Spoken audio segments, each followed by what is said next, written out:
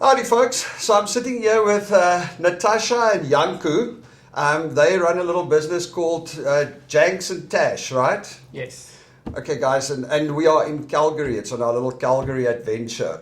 So tell me a little bit, how long have you guys been in Canada? We've been here about 7 years, since 2018, May 2018. May 2018. Yes. Okay, well that's interesting. And you were telling me an interesting story. You just took a leap of faith when you came here, right? 100%, yes. We got permanent residency through the express entry. Yeah. And then you have, I can't even remember, I think 1 year or something since your medicals to activate PR. And we couldn't find jobs from South Africa. All the employers in Canada would tell us, no, they want to do an interview, but we have to be in Canada. Oh, okay. Yeah. So we just one day decided, well, we were sitting in bed and talking about what's the game plan, what are we doing? And he said, well, we'll have to take a leap of faith. You know, we'll just have to pack up and go. So we quit our jobs and we said, we are going wherever the first person finds a job. Nice. Yeah, so... With our credit cards. All on the credit cards. Yeah. On the rand credit cards, right? Well, because our house couldn't sell at that point. Wow. The market wasn't too great. All of our investments, we couldn't get it out because they have all these rules that we weren't aware of. So yeah, we kind of had to just do it on the credit cards, and we stayed in Ottawa for a bit. But then luckily after about 2 weeks, we got job offers in Montreal. Okay, well that's nice. That was still quick. What did you do at the time? You were in? Yeah, I am in finance, like a financial and planning part Okay. of the business, budgets, forecasts, any investments or whatever we want to do in the business, on the business side of finance, I said. Okay, and you, Natasha, what did you do at the time? At the time, I was a process engineer at a water treatment company. Okay, We were wow. building water treatment plants, yeah. Nice. And you had kids when you took this leap of faith, Yes, right? our eldest was 4 and my son was 2 at the time. Whoa, okay. That is a big leap of faith. But I mean, you just got to believe, right?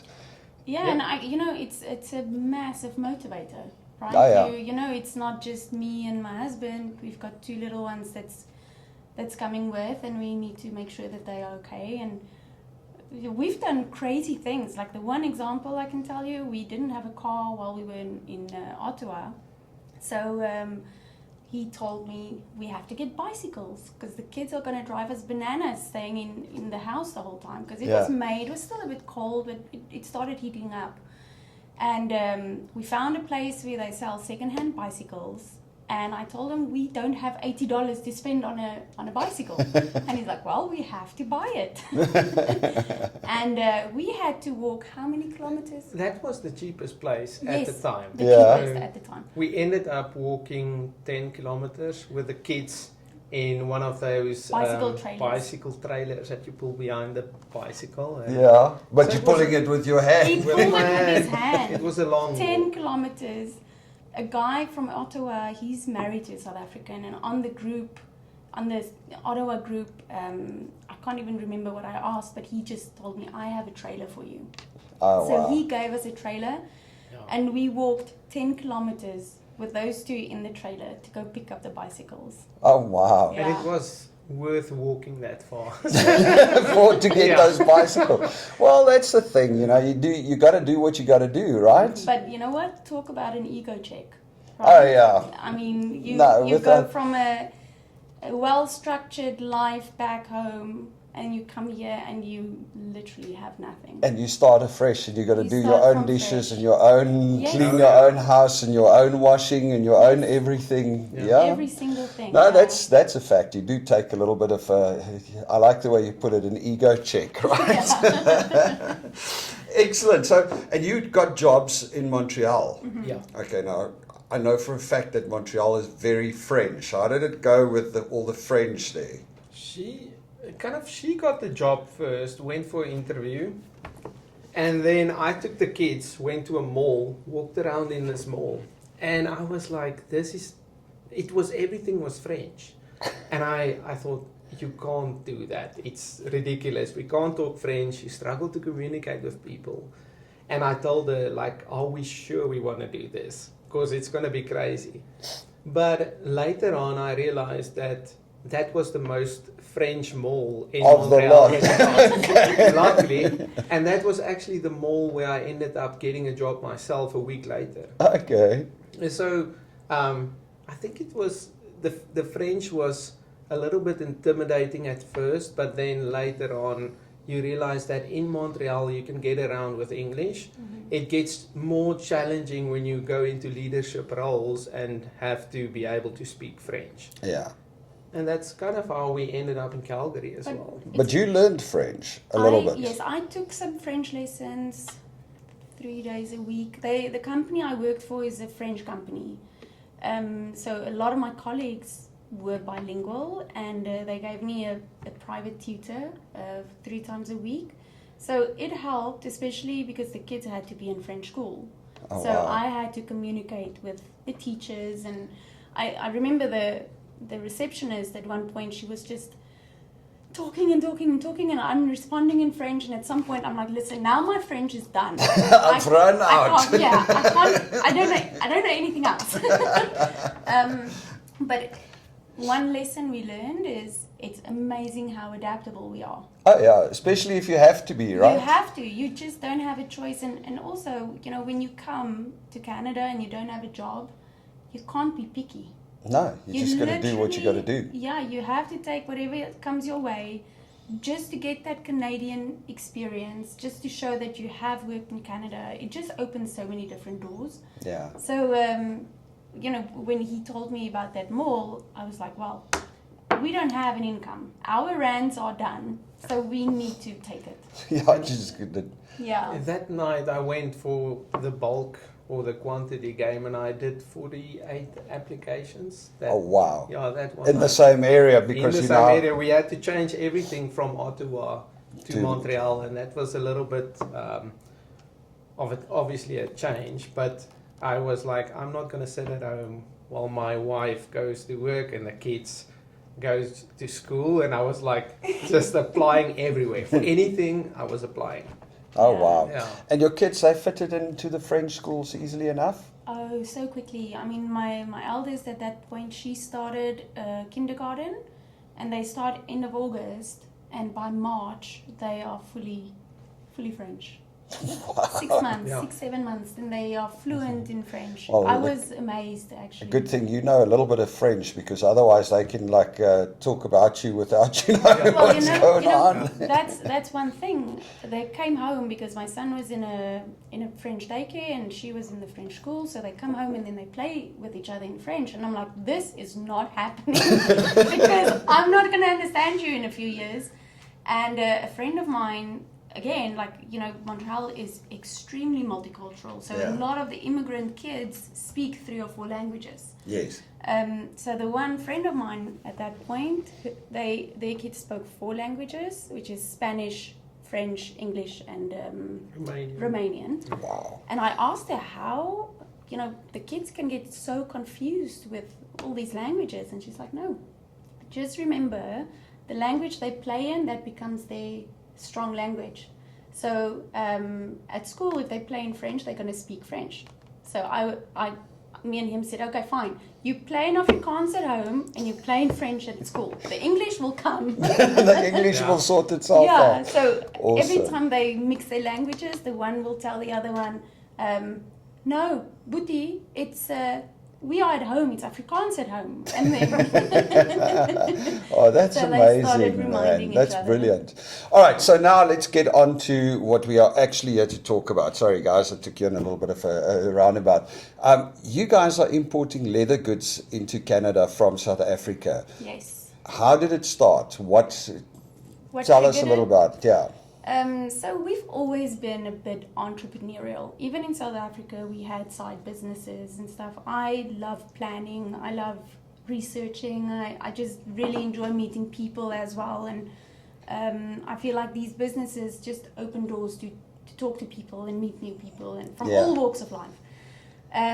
So when we moved to Canada, we found that we struggle to find good quality shoes, and I don't want to offend anyone, but you know, good quality leather stuff that we are used to, Yeah. right? You always want that little bit of home. Yeah. So, and we couldn't find it, and he told me that. I think it was just like a year after we arrived. He said, just bring in stuff, start a business, and you know, you start selling it. And I just wasn't at that point right for it. You know, we just immigrated, we had the young kids. But then after I had my third, I was my third kid. Just specify. Yes, Yeah. I got a job, and it was a really nice company, but it was a startup, so it was extremely busy.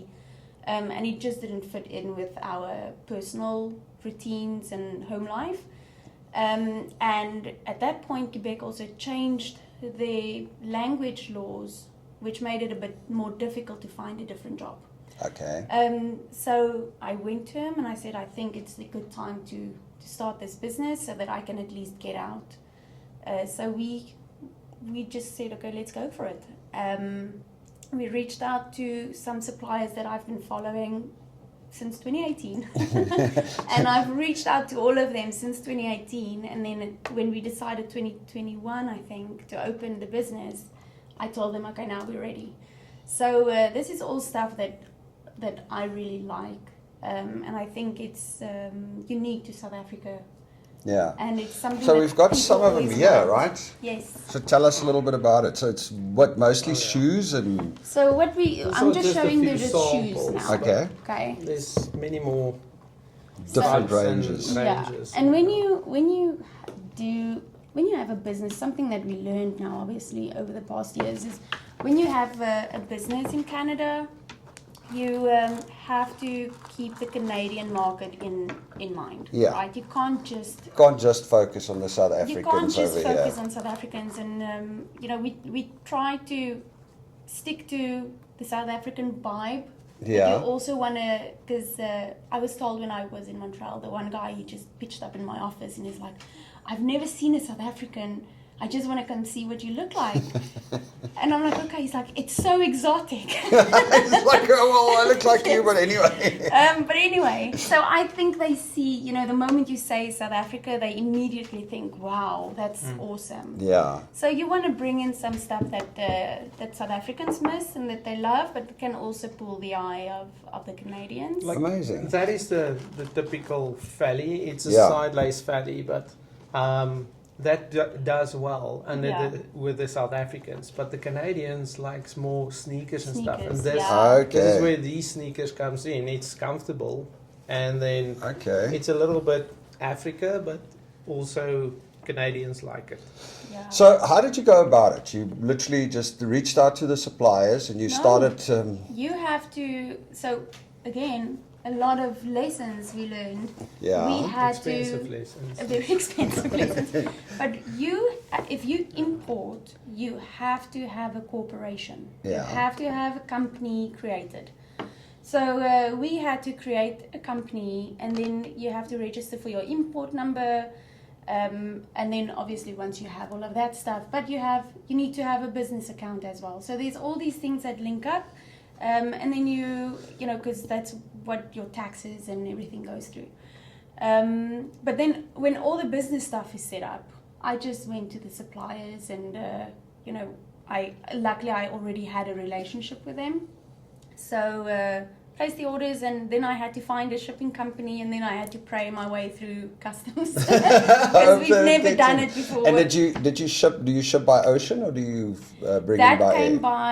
by air. Oh, the first lot. Yes, A that small came by air. batch came Okay. by air, and then a big shipment later. Yeah, came And by did you brought it in first a small batch to Yes. try and test the market and Yes. see what's going on? And where did you go and sell? I mean, what did you do? Well, we went to a bunch of, in the summer there's so many markets all over. Mm-hmm. So we went to so many markets in Montreal, and then an hour from us was a town called Cornwall Mm-hmm. that had a market, I think every Saturday or something. And they loved it. Every time we went there, people would just love the stuff that we had there. So, Oh, wow.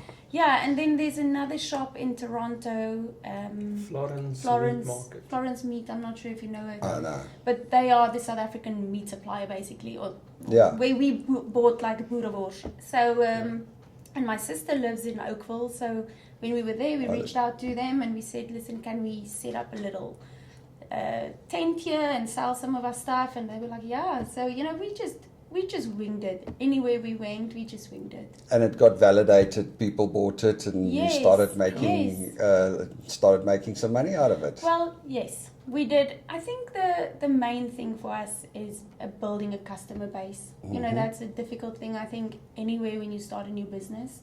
And also trying to figure out the new products that you have to bring in, right? You don't know what's going to work. You don't know what's going to not sell. So, and the way you sell to the South Africans versus Canadians, it's completely different, because South Africans walks in and they see it and they like, I like that, and they go with it. And they know where it's coming from. They know what it is. Yeah. If you sell it to someone else, like a Canadian, you have to explain, okay, it's ethical leather, it's cowhide, and you kind of have to show or explain what is coming from where and the durability of these shoes, etc. Yes.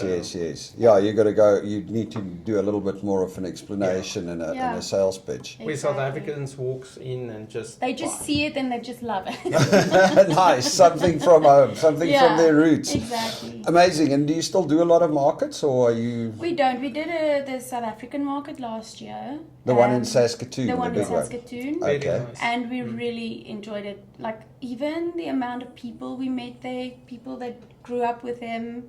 Wow. Yeah, it's I crazy. think there was like 3,000 or 4,000 people. Yeah. And eventually they played touch rugby. They had like a small band there or something. They were socking. So Yeah, it's a was really nice game. Yeah, excellent. nice. So we did that one, but the smaller markets, you know, we both have full-time jobs. So doing those markets over weekends are getting a bit too much. So we're trying to get into retail shops at the moment. So we are in Baobab, and then we have talks with other shops as well to carry the products. And you've obviously got a online store as well, right? The online store, so you won't even understand, or maybe you will, because you are in website stuff. So that's a big lesson we learned. I found a company to build our website, and we paid them, and it was online, but it didn't work. Like, none of my customers could place an order. So they go onto the website and they're like, oh, I can't check out. And I'm like, okay. So we lost a lot of money from that. And they kind of just disappeared afterwards. So you can't to fix it. It's an arm and a leg, and so what you're saying? You don't have an online store at the moment. Then I went to Shopify. And I did one on Shopify, but it's not that feasible at the moment, because people want to see it, right? They want to try, especially shoes. So I think once the brand is established and people know this is the size I wear, then that will probably work better. But for now, they physically want to see the stuff. Okay. Yeah. Interesting. So the online shop will probably go back up again. Eventually. And where do you currently? So you're in Baobab and you're in talks with a couple of other stores and things. Yes. All right, and if people are interested, they can contact you. Exactly. And I've got a Facebook page. A bunch of people will contact me through that. Instagram or email or phone even. I'm a talker, like you know. So they are open to phone me. Okay, well, brilliant. Yeah. Okay, guys, well, thank you very much. I always love it to hear a success story. I must show the bag to people. This is such a cool bag, actually. Hey, check it out. And is it mostly bags and shoes, or really anything? We have belts. So there's some story behind the guy that makes the bags. Yeah. Wow. He went to school with Janco. Okay. Yeah, and then the lady that makes our belts, she went to school with me. So, all right. Yeah, I like to support small businesses as well. You know, if I know someone who does something, I like to support them. So we do bags, shoes, belts, wallets, baby, you know those baby shoes that the Yeah, kids yeah. used to wear. So we have a few different things that we do. Nice. But it's mainly shoes. Excellent. Yeah. All right. That's enough. Nice meeting you guys, and I love to hear these stories. I mean, it's amazing, and we hope to see you out there, and I'll see where in Vancouver we can get your stuff in, because, you know, Yeah, it'll be awesome. Yeah. that would be awesome, yes. All right, like Thank meeting you. you. Kali. Cheers. Cheers.